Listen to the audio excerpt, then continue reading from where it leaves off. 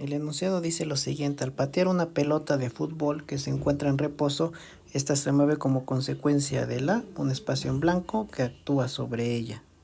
De las opciones tenemos potencia, aceleración, fuerza y fricción.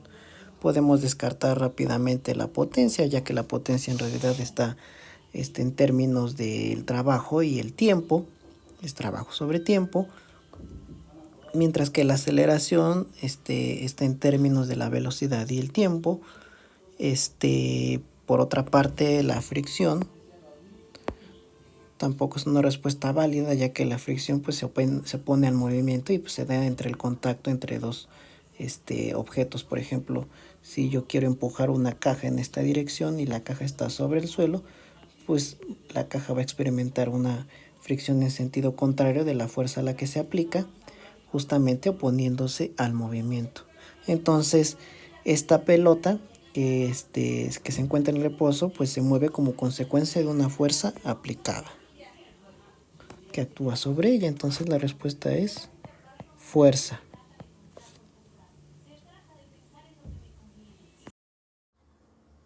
El siguiente ejercicio se pide que se complete el texto. Se tienen dos vasos de agua a temperatura ambiente, uno con 10 y el otro con 100 mililitros. Se colocan simultáneamente en hornillas iguales y después de algunos minutos se observa que tienen temperaturas, un espacio en blanco, a pesar de que ambos se les han suministrado un espacio en blanco, cantidades de calor. Este enunciado en realidad tiene que ver con la capacidad calorífica. La capacidad calorífica, en pocas palabras, nos va a indicar la facilidad o la dificultad que presenta una sustancia para experimentar cambios de temperatura bajo un suministro de calor. Entonces tal vez sea difícil notar entre tal vez un recipiente que contiene 100 mililitros respecto a uno que solamente tiene 10 mililitros. Tal vez aquí sea distinto notar eso, pero podremos llevarlo a un caso mucho mayor, ¿no? Podríamos tal vez comparar una alberca con un vaso, por ejemplo, de agua. Y si por ejemplo aquí suministramos el calor con una flama, la misma flama es exactamente el mismo calor que va a recibir tanto la alberca como el vaso, pues es fácil notar que la capacidad calorífica, o sea, cambiar la temperatura de la alberca, es mucho más difícil que cambiar la temperatura del vaso de agua. Entonces, claro, bajo el mismo suministro de calor, porque justamente es lo que dice el enunciado, se colocan simultáneamente en hornillas iguales.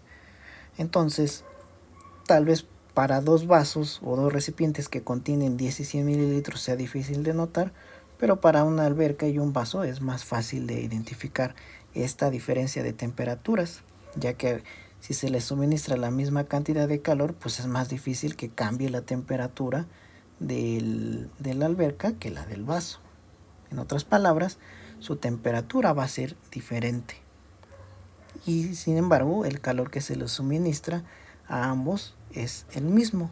Entonces este caso pues lo trasladamos justamente al del enunciado. Por lo tanto, si estos dos recipientes o estos dos vasos de agua se les suministra la misma cantidad de calor, sus temperaturas serán distintas.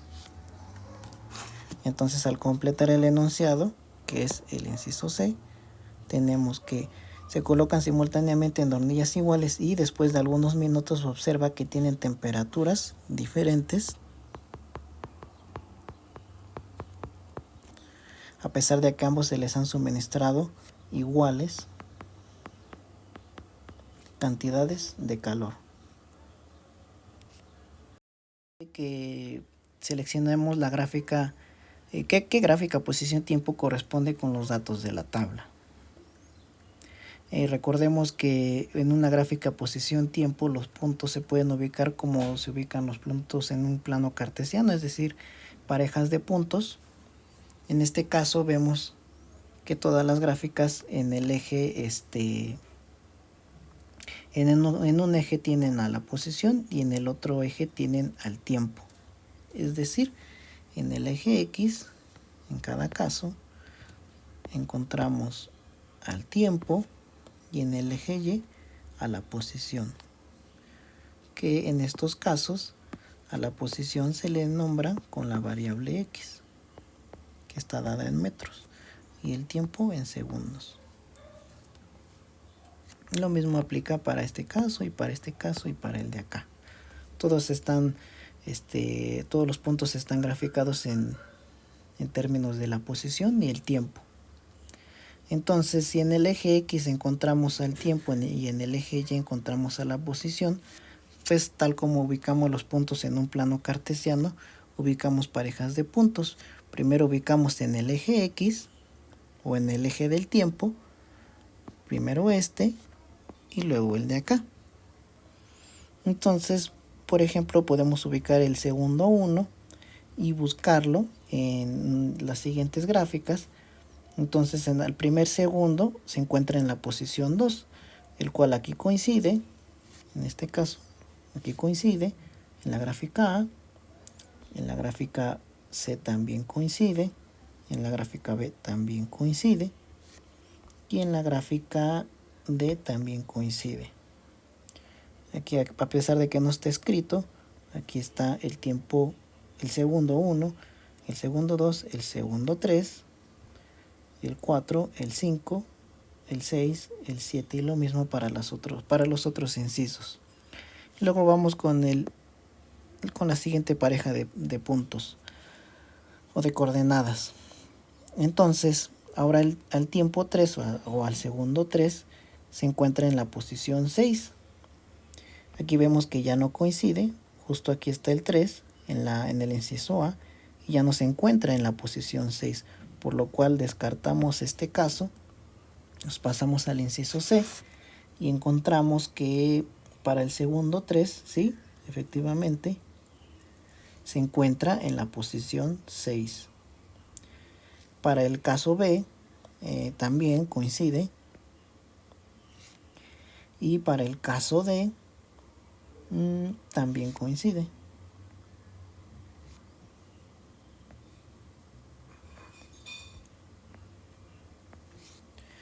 Entonces, ya descartando el inciso A, vamos con el siguiente par de puntos, que es 5 y 8. Ubicamos primero el 5. En el caso B, debe de estar en la posición 8, al segundo 5 en la posición 8. Entonces, al segundo 5 en la posición 8 está aquí. Justamente este punto coincide. Y nos vamos con el inciso C. En el segundo 5 ya no coincide. En realidad el punto debería de estar aquí, entonces descartamos el inciso C. Y vemos que en el inciso D sí coincide al tiempo 5 la posición 8, que es exactamente este punto de aquí, en el inciso D. Ahora para la siguiente pareja de puntos tenemos 7 y 12. Entonces para el 7 debe de estar en la posición 12. Justamente es este punto de aquí. Para el inciso D debe estar, aquí ya no coincide, en el 7 ya no está en el 12, en realidad está aquí en la posición 10, debería de estar acá, con lo cual el D también queda descartado. Aquí ya no es, sí se puede todavía. En el tiempo 9, al segundo 9, está en la posición 13, que es justamente este caso, 9 aquí, y el 13 está aquí. Aunque no esté escrito, ahí está el 13. Entonces el inciso correcto es el B. Ese es el correcto.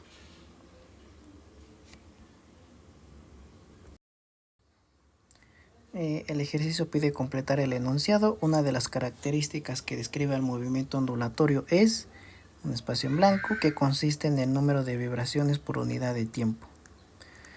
Podemos ir descartando algunas opciones, como por ejemplo la velocidad. La velocidad realmente tiene que ver con el producto de la longitud de onda por la frecuencia, mientras que para el caso del periodo, pues el periodo en realidad es el tiempo que demora la onda en ir desde una cresta hasta la siguiente. Ese es el periodo, que se representa con la letra T, mientras que la longitud de onda es la distancia entre dos crestas consecutivas. Por lo tanto, también la descartamos y ya solo queda la frecuencia,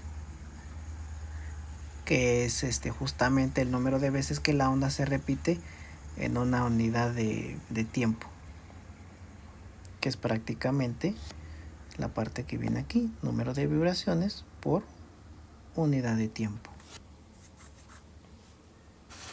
Entonces, completando el enunciado, es frecuencia.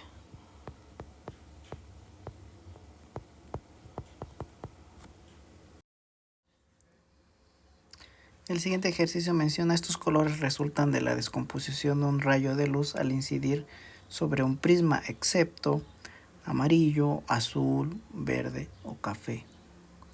Y recordemos que existen prismas dispersivos, en los cuales la luz se les hace incidir un haz de luz, y la luz blanca, que está constituida por la superposición de varios colores, pues experimentará una desviación distinta al pasar por el prisma debido a su índice de refracción. Y vamos a observar colores como el rojo, el anaranjado, el amarillo, el verde, el azul y también el violeta. Con lo cual, pues podemos descartar directamente el color, no es descartarlo, es justamente el color al que se refiere el enunciado, ya que pide que seleccionemos uno, el cual no está presente en la descomposición, entonces es el café. El amarillo sí está, el azul también y el verde también. El siguiente ejercicio pide que se relacione el tipo de aceleración de un cuerpo con la gráfica de velocidad-tiempo. En la gráfica de velocidad-tiempo, pues tenemos en un eje el tiempo y en el otro tenemos la velocidad. Tiempo y velocidad.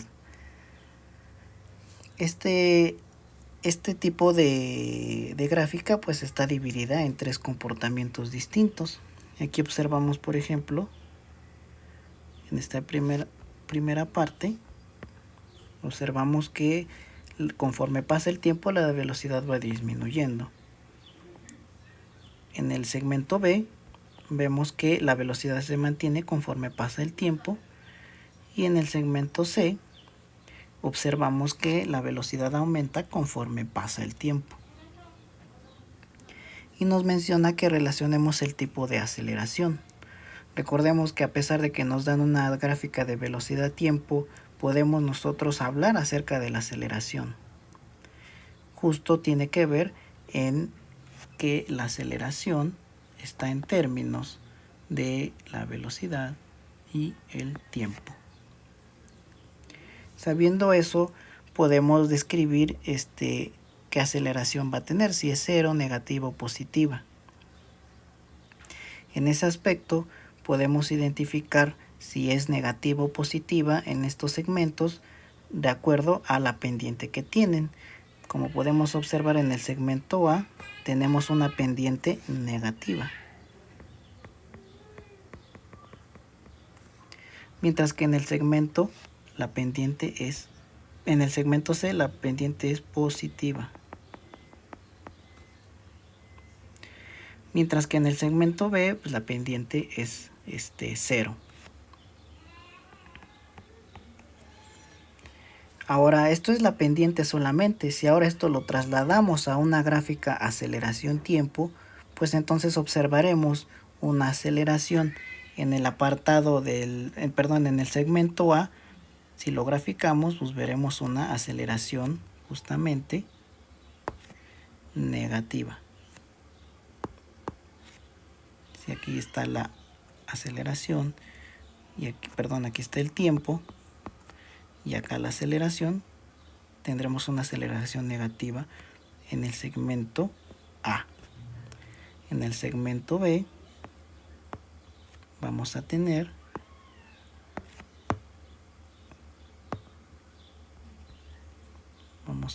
una aceleración positiva. Se va a ver de esta forma.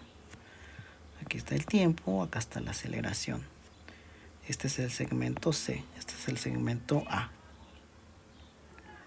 Y en el segmento B, ¿cómo se vería? Pues justamente aquí se va a ver de la siguiente forma.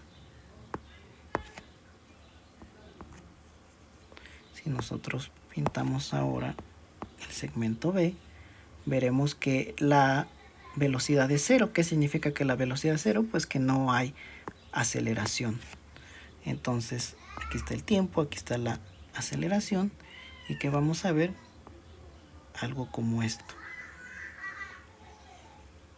Como no hay velocidad, la velocidad se mantiene constante conforme pasa el tiempo, eso implica que no hay aceleración, no hay cambios en la aceleración, por lo tanto, y ni siquiera existe en ese punto, pues entonces es cero.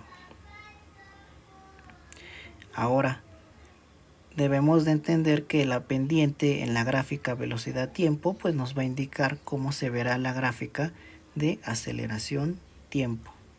Ahora, conociendo el comportamiento de cada segmento, pues podemos relacionarlo. El segmento A será negativo.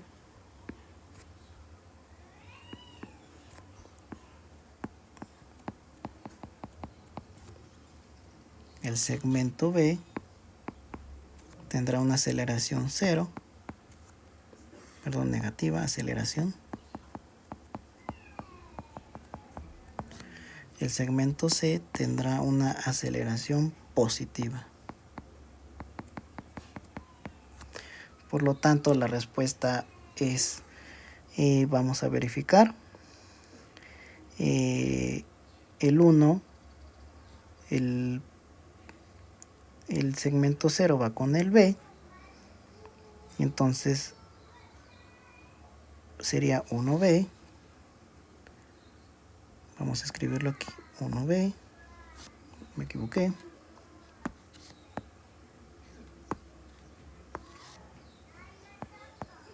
B negativa, entonces es perdón, estoy escribiendo mal aquí.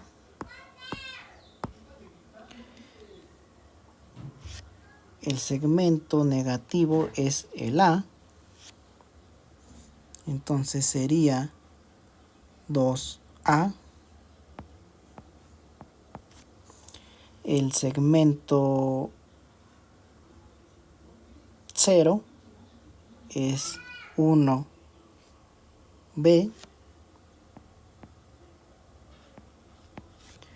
Y el segmento positivo es 3C. Con lo cual es esta opción de aquí, el inciso C. El ejercicio dice lo siguiente: es un postulado del modelo cinético de partículas. Nos muestra opciones como toda la materia está constituida por partículas, las partículas están siempre en reposo, los choques entre las partículas y de estas contra las paredes del recipiente son con pérdida de energía, la distancia entre las partículas es demasiado pequeña comparada con el tamaño de cada una. Recordemos que el modelo cinético de partículas es prácticamente una extensión de la teoría cinética de gases. Y pues algunos postulados son similares. Sin embargo, el modelo cinético tiene entre sus objetivos pues describir los estados de la materia, ya no solamente a los gases, ¿no? Aquí se trata de describir el sólido, el líquido y también los gases, incluso el plasma. De hecho, los postulados son los siguientes, son estos, aunque no solamente se trata de buscar cuál sí está y cuál de ellos no, puesto que hay unos que no son válidos para responder si es un postulado del modelo cinético. Por ejemplo, el de las partículas están siempre en reposo. Esta no es una respuesta válida, no forma parte del postulado. Justamente el postulado trata de explicar los estados de agregación. Incluso en el estado sólido pues no están completamente en reposo las partículas, se siguen moviendo, aunque muy poco. En el inciso C, los choques entre las partículas y de estas contra las paredes del recipiente son con pérdida de energía. Aquí tampoco ya no va a ser una respuesta válida, ya que las interacciones de unas partículas con otras se da por medio de fuerzas de cohesión. Entonces no es una respuesta válida tampoco. Y D, la distancia entre partículas es demasiado pequeña comparada con el tamaño de cada una. Tampoco es un postulado, ya que justamente se busca explicar los estados de la materia, y podríamos hacer una descripción entre las distancias y los tamaños. Por ejemplo, en el estado gaseoso, pues los tamaños o las distancias entre partículas son demasiado grandes comparadas, las distancias son grandes comparadas con el tamaño de las partículas. Eso ocurre en los gases. Sin embargo, ya en los líquidos o en los sólidos, la distancia entre partículas es similar al tamaño de las mismas, ¿no? Y claro, las distancias mucho menores que en los gases. Entonces la respuesta es la A, que toda la materia está constituida por partículas. Que es justo aquí, la materia se forma de diminutas partículas.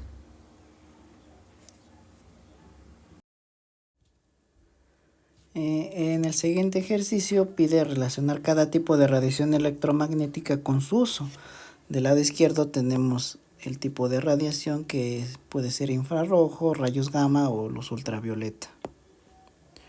Del lado derecho tenemos los usos que puede tener este tipo de radiación. Primero, la infrarroja. Esta es bastante obvia, ya que es la que se usa para mandar señales y encender la televisión, incluso para leer discos compactos.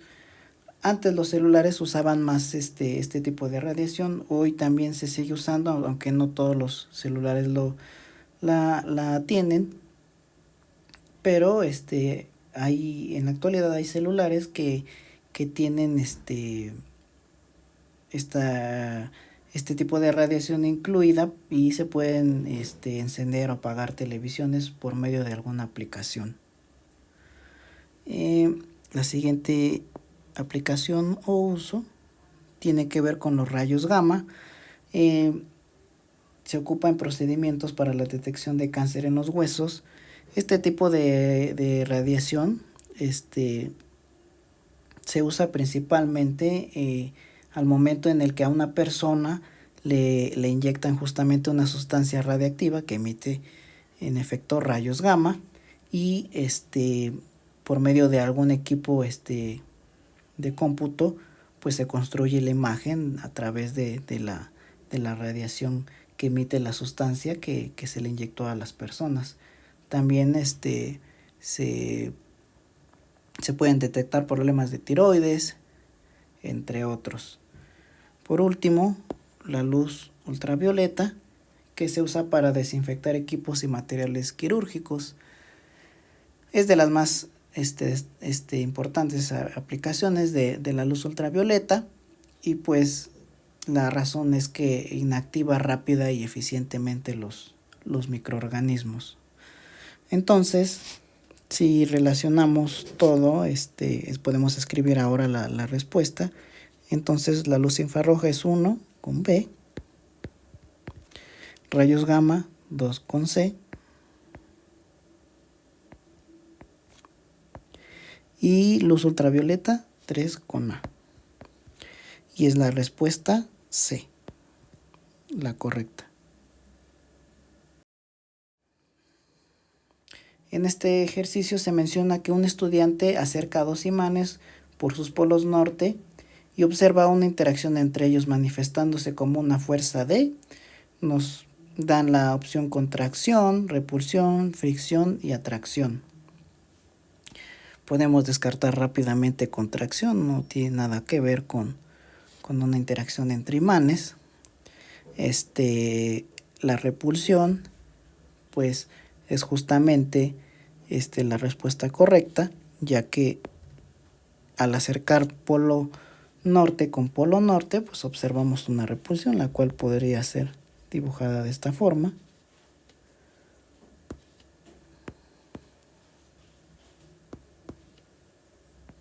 Si dibujamos norte con norte, vemos una repulsión. Fricción, pues esta realmente tiene que ver en el contacto entre dos objetos. Podría ser, por ejemplo, entre una mesa y un celular. Al momento de empujar un celular se va a experimentar una fricción, con lo cual no tiene que ver con interacción entre imanes. Por otra parte, la atracción, pues eso sí es una interacción entre imanes, sin embargo, se da solamente para polos opuestos como sur y norte, o norte y sur, en donde la interacción la podemos representar de esta forma. Con lo cual tampoco es una opción válida, ya que aquí se menciona que se acercan 2 imanes por sus polos norte.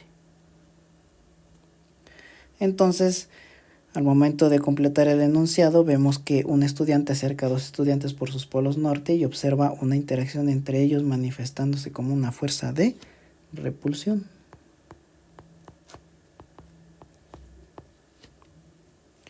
Lo cual es la respuesta B. El siguiente enunciado dice, de acuerdo con el modelo cinético de partículas, ¿cuál enunciado define la presión en los gases? Bueno, debemos de tomar en cuenta que el modelo cinético de partículas pues, busca describir los estados de agregación de la materia, entre ellos el estado gaseoso. También lo hace con el líquido, el sólido y el plasma. Para de las opciones que nos muestran, podemos descartar rápidamente la opción de que la fuerza ejercida por las partículas dividida entre el volumen, pues lo cual no tendría sentido para lo que es la presión, ya que la presión es fuerza entre área, por lo cual dividir fuerza entre volumen pues no tiene que ver con la presión. La opción C, la suma de las presiones manométricas totales de las partículas en el contenedor. La presión manométrica es realmente es una presión medida relativa a la presión atmosférica, con lo cual tampoco es válida para este caso. Y B, el producto de la densidad molar por la altura y la aceleración de la gravedad. Justamente aquí tampoco es relevante, ya que el producto de la densidad, pues tan solo al mencionar la palabra densidad, pues ya no tiene que ver, ya que la presión, como les repito hace un momento, está definida como fuerza sobre área. Luego ahora viene la respuesta correcta, que es la fuerza ejercida sobre las paredes del recipiente por el choque de las partículas. ¿Por qué la fuerza ejercida? Pues justamente es la fuerza entre el área, que van a ser las paredes. En otras palabras, la presión es fuerza por unidad de área del contenedor en donde se encuentre un gas cualquiera. Por lo tanto, la opción A es la respuesta correcta. Muy bien, el ejercicio hace la siguiente pregunta. ¿Cuál ecuación relaciona el peso de un cuerpo mg con la fuerza de atracción gravitacional que éste experimenta a una distancia r del centro de la Tierra que tiene una masa m? Considera g como la constante de gravitación universal. Bueno, pues en efecto la ecuación a la que se refiere esta pregunta es la ley de gravitación universal de Newton, que se escribe de esta forma, que es la fuerza de atracción entre dos masas que pueden ser m mayúscula por m minúscula. También puede escribirse como m1 y m1 por m2 por la constante de gravitación universal dividida entre su distancia al cuadrado, que es exactamente lo mismo que escribirla así.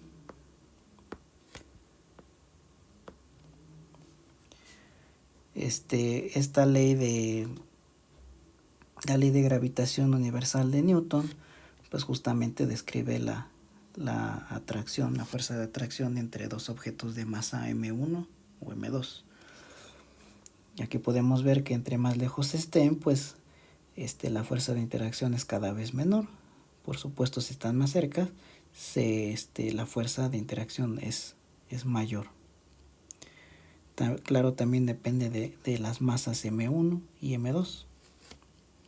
Por lo tanto, la respuesta correcta es la opción A, que es esta de aquí. Las otras pues no tienen ningún sentido. Incluso si nosotros nos pusiéramos a analizar las unidades, pues vemos que solamente la opción de arriba tiene unidades de fuerza, es decir, newtons. El siguiente enunciado o ejercicio dice lo siguiente: a una taza con agua a 40 grados Celsius se le agrega leche a temperatura ambiente de 15 grados Celsius. El efecto que se observa es que, y nos dan estas 4 opciones. Podemos hacer un dibujo de lo que se está, de lo que se describe en el enunciado, que es prácticamente un vaso con agua a 40 grados Celsius, al cual se le echa leche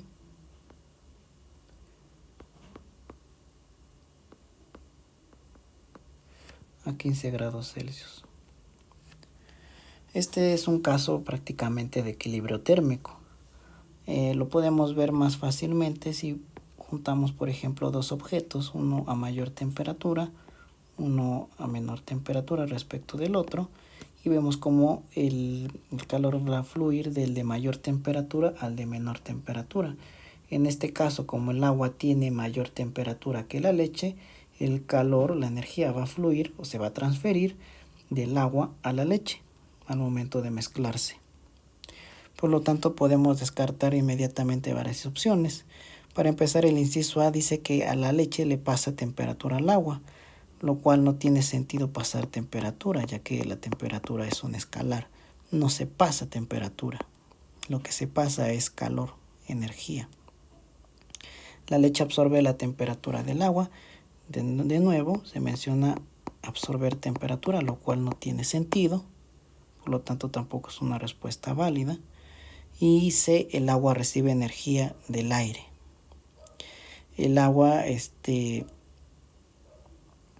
no tiene sentido, ya que más o menos la temperatura ambiente está más o menos entre 20 a 25 grados Celsius.